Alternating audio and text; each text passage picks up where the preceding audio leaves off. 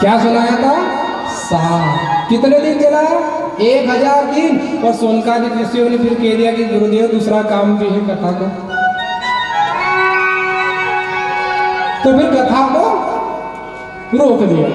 कथा कभी पूर्ण नहीं हुई, कथा सिर्फ विश्राम लेती है। और जो कथा की छाया में चला जाता है उसे विश्राम देती है, और वहां से आके गंगा बहने लग जाती है। तो सुत जी और सोनकादिक के मध्य जो कथा चली वो 1000 दिन चली, लगभग 3 वर्ष।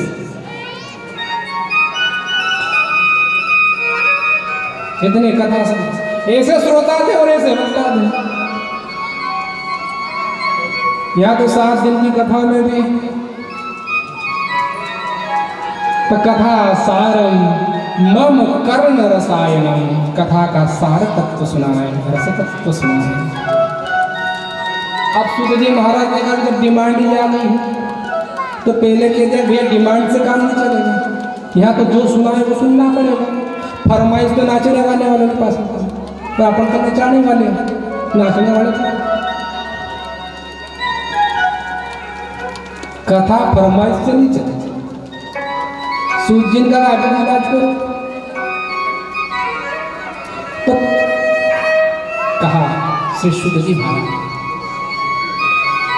अब ऐसी तो एक ही कथा है जिसमें सार तत्व है, और वो है मेरे गोविंद की कथा, मेरे ठाकुर की कथा। क्योंकि इस कथा से मेरे गुरुदेव को शांति मिली। व्यास जी महाराज के शिष्य,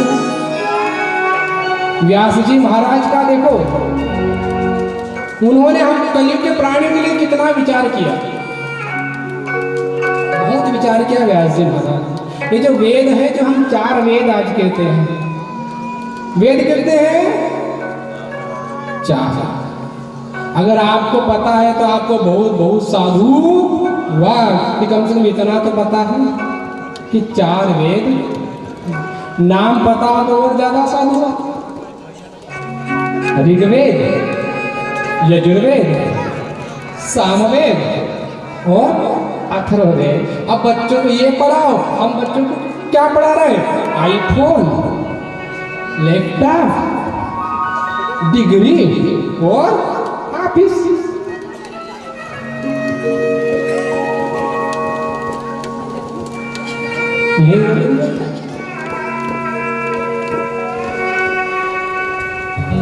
सावधान, कथा जगानी आई है, जागना आपको, जगाना का। 4 वेद, एक वेद के 4 वेद के परम वैष्णव व्यास जी। फिर विचार आया कि कलयुग का प्राणी ना, कलयुग युग का भी असर होता है, युग का भी एक अपना असर। तो कलयुग का जो प्राणी है, एक तो इसकी आयु 100 वर्ष, कितनी है? 100 वर्ष। अब 100 वर्ष की आयु,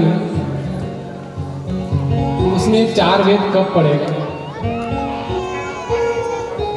तो एक के 4 वेद कर दिए, और 4 वेद के भी फिर क्या करें? उन्होंने कहा चलो भैया जिसको वेद नहीं पढ़ना हो तो अलग अलग विषय कर दिया कि जिसको जिसमें PhD करना हो करो।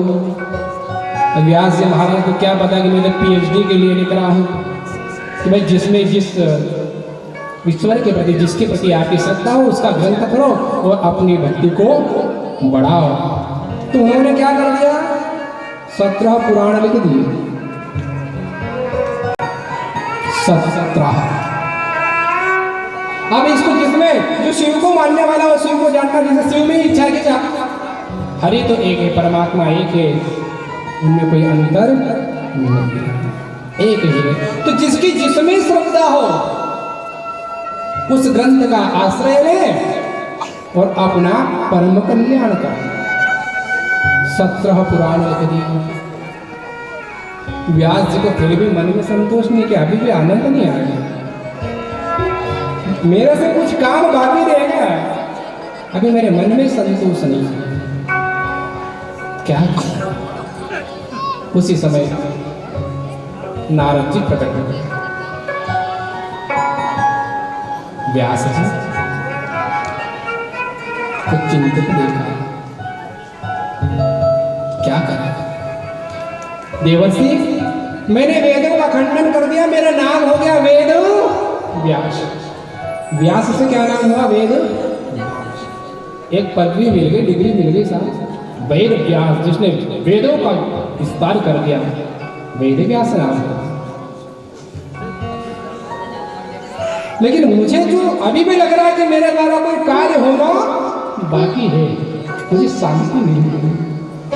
नारद जी ने कहा, व्यास आपने सब किया, लेकिन आपको आनंद चाहिए ना। आनंद के लिए आपको परमानंद के यहां जाना पड़ेगा। परमानंद की जब तक शरणागति नहीं लोगे, तब तक आपको शांति मिलने वाली नहीं है। आप भागवत ग्रंथ का निर्माण करें। तो देवर्षि नारद ने 4 श्लोक दिए। आज भागवत की उत्पत्ति बता देते हैं। भगवान नारायण ने अपने मुखारविंद से, भैया सब ध्यान से सुनना हो, सभी को विशेष रूप से बोल रहा हूं। अब आप तो कोई बार बार मेरे को मिलने वाले नहीं, लेकिन एक विशेष है जिसको बोलते प्रधान जजमान। भैया स्कूल आए हो तो परीक्षा दे देना पड़ेगा। परीक्षा दोगे तभी तो पास हो गए। तो हो सकता है कि आपको कल पूछ लिया जाए कि क्या, तो 4 और 5 महीने का इंतजार मत करना कथा। ध्यान से सुनना, चित्त से सुनना। इस कथा को सर्वप्रथम मेरे भगवान नारायण ने अपने मुखारविंद से ब्रह्मा जी को सुनाया। चतुर्मुखी ब्रह्मा जी को भागवत के 4 श्लोक सुनाए। अब 4 श्लोक सुनाए तो नारद जी बता रहे, ब्रह्मा जी नित्य इन 4 श्लोकों का गान करते हैं। देवर्षि नारद का एक बार जाना हुआ, ब्रह्मा जी को प्रणाम किया। मां सरस्वती ने कहा, नारद अभी ब्रह्मदेव ध्यान में है, वो भजन कर रहे हैं। नारद जी ने विचार किया, ये और किसका भजन कर रहे हैं, क्योंकि ये तो पिता मां है, ये सब इन्हीं की तो सृष्टि है, इन्हीं से तो सब उपजे हैं। अब ये किसका भजन कर रहे हैं? नारद जी भी अभी तक सब कुछ ब्रह्मा को ही समझते थे, ब्रह्मा जी सब कुछ है। ब्रह्मा जी का जब भजन विश्राम हुआ, नारद जी ने प्रणाम किया, पितामह अभी तक तो मैं यही सोच रहा था कि आप ही सर्वेश्वर हैं, आप समस्त सृष्टि ब्रह्मांड के पिता हैं, क्योंकि सृष्टि की रचयिता आप ही हैं। फिर आप किसका भजन कर रहे थे, आप किसका ध्यान कर रहे थे? ब्रह्मदेव ने कहा, पुत्र नारद, यही तो मेरे ठाकुर की महिमा है, यही इस भागवत की महिमा है, मेरे गोविंद की यही तो कृपा है कि जो व्यक्ति उसकी शरणागति ले लेता है, संसार उसे ही सर्वे सर्वा मानने लग जाता है। यही मेरे ठाकुर की कृपा है। तुमसे क्या होता, संपूर्ण सृष्टि यही मानती है, परंतु मेरे ठाकुर जो है ना, वो इतने कृपालु है, इतने दयालु है कि जो उनकी शरणागति ले लेता है, जो उनके शरणों में शरणागत उत्तर हो जाता है, सब उसी को अपने समान ही बना देते हैं, अपने समान बना देते हैं। पुत्र नारद, पितामह, उस भजन का आनंद आप ही लोगे कि हम ही? उस रस का स्वादन हम भी करना चाहेंगे। आज देवर्षि नारद को ब्रह्मा जी ने वो 4 श्लोक अपने 4 मुखों से, एक एक मुख से एक एक श्लोक देवर्षि नारद को दीक्षा में दे दिया। और जब से देवर्षि नारद ने उस भागवत का आश्रय लिया, जो कभी ऋषि हुआ करते थे, जो नारद हुआ करते थे, आज भागवत के आश्रय से वो देवर्षि। और जब भागवत की महिमा देखी तो मेरे नारद जो है हाथ में वीणा लेकर के नित्य गान करते हैं। एक ही महामंत्र बना लिया है। हम सब भी उस महामंत्र को गुनगुनाएंगे कुछ समय के लिए। श्रीमन्नारायण भज मन नारायण, श्रीमन्नारायण भज मन नारायण। हम अपने नारद हमें नित्य गुनगुनाते हैं। नारद से देवर्षि हो गए। ऐसी गति हुई जब मन में भाव आए, ये भागवत की महिमा, जब मन में भाव आए, न कोई टिकट कन्फर्म कराना है, न कोई वेटिंग, न कोई आर्ली बुकिंग, न कोई ऑफर, फेस्टिवल ऑफर, कोई ऑफर नहीं। मन में भाव आया और मैं खुद, मन में भाव आया और बंदा बन। ऐसा टिकट लिया देवर्षि नारद ने। श्रीमन्नारायण भज मन नारायण, श्रीमन्नारायण भज मन नारायण, श्रीमन्नारायण भज मन नारायण। ओ भज मन नारायण नारायण नारायण, भज मन नारायण नारायण नारायण। ओ माता नारायण पिता नारायण, माता नारायण पिता नारायण, माता नारायण पिता नारायण, माता नारायण पिता नारायण। ओ गुरुवर नारायण नारायण नारायण, गुरुवर नारायण नारायण नारायण। जय हो।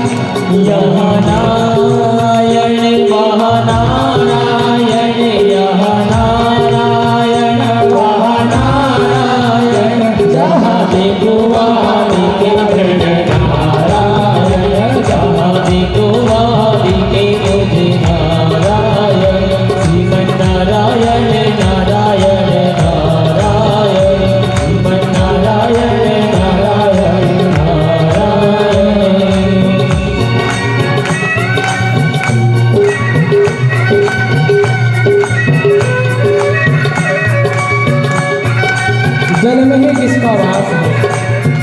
नार कहा गया है जल को, और अयन कहा गया है। नारायण, जल में ही जिसका वास है उनका नाम है नारायण। इसलिए जल को परम पवित्र माना। ये जो जल है ना, मेरे भगवान नारायण का पसीना, ये जो है जल, इसीलिए इसे सबसे पवित्र माना गया है। और ऐसे जल में ही, क्षीर सागर में ही मेरे भगवान नारायण वास करते हैं। ओ भगवान नारायण नारायण नारायण,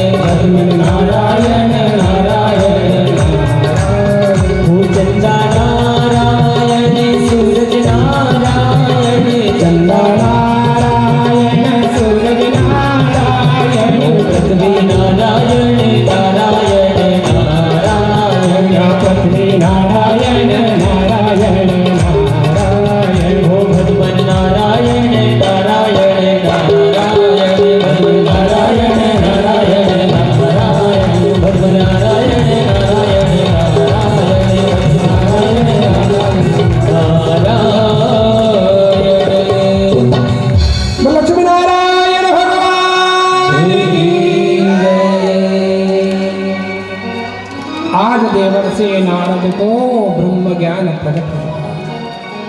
अब संपूर्ण सृष्टि में नारायण का ही भास होता है, दर्शन। ऐसे देवर्षि नारद को ब्रह्मा जी ने भागवत सुनाई, चतुश्लोकी भागवत। भगवान नारायण ने ब्रह्मा जी को, ब्रह्मा जी ने नारद जी को। देखो ये परंपरा चलना चाहिए, एक पीढ़ी से दूसरी पीढ़ी में बढ़ना चाहिए, तभी तो आने वाली पीढ़ी को इसका ज्ञान प्राप्त होता है। देवर्षि नारद ने जो 4 श्लोक सुनाए, वही 4 श्लोक आज देवर्षि नारद जी ने व्यास जी महाराज को सुना। नारद जी ने कह दिया अब ग्रंथ की रचना करो, अब जो इसके बाद ग्रंथ होगा उस ग्रंथ की रचना से तुम्हें परम सुख प्राप्त होगा, शांति। और आपसे क्या, जो भी उस ग्रंथ की शरण में आ जाएगा उसके जीवन में आनंद ही परमानंद। आज देवर्षि नारद ने 4 श्लोकों का उपदेश किया है श्री व्यास जी महाराज को, और व्यास जी महाराज ने वही 4 श्लोक के बनाए हैं श्लोक, कितने? 18,000। कितना व्यापार करोगे आप, कितना बढ़ाओगे तुम इस धन के पीछे दौड़ते हो, धन धन धन धन, कितना कर लो, एक दिन औलाद लिख लेगी निधन, कितना करोगे? इसकी व्याख्या तो बाद में करेंगे, आज समझ नहीं रहा। कितना तुम धन धन कर लो, आखिरी में औलाद एक फोटो छपवा देगी और लिख देगी निधन हुआ।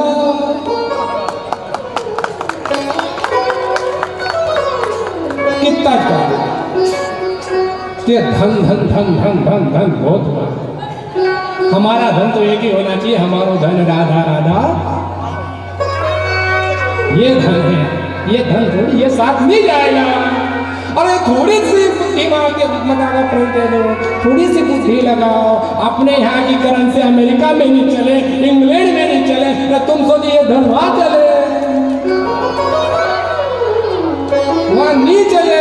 अब चलाना भी है क्योंकि अमेरिका जाना भी है, क्योंकि हम तो इंटेलिजेंट तभी होंगे जब हमारा बच्चा विदेश जाए, फॉरेन रिटर्न हो तो हम बुद्धिमान, हमारी औलाद बुद्धिमान। हमने ये मायने बनाने की कौन कितना, अरे सबकी हेकड़ी निकल गई। कैसे? पहले कहते थे कि हमारा छोरा अमेरिका से आ रहा है, इंग्लैंड से आ रहा है, 2 साल पहले कोरोना आया तो कब आ गया पता नहीं तो 14 दिन का हो। हमेशा थोड़ी चले, चलनी जब तक चलना थी, बुराई की बात नहीं है, लेकिन ये नहीं। अब देखो अपने यहाँ का पैसा विदेश में नहीं चले, ठीक है ना, नहीं चलेगा तो वहाँ कैसे चलेगा? अब विदेश में चलाना है तो क्या करना पड़ेगा? मैं तो कभी गया नहीं, मेरे को ज़्यादा पता नहीं, पर इतना पता है कि करेंसी चेंज होती है। अपन कभी गए नहीं, अपनी पीढ़ी भी नहीं, तो भगवान बचा के जाने की नौबत भी नहीं। अरे यहाँ का गंगा जल छोड़ के, रेवा जल छोड़ के, नित्य प्रति का ताजा भोजन छोड़ के, हरी साग सब्जी छोड़ के और नूडल्स और पिज्जा बर्गर खाने कौन जाए?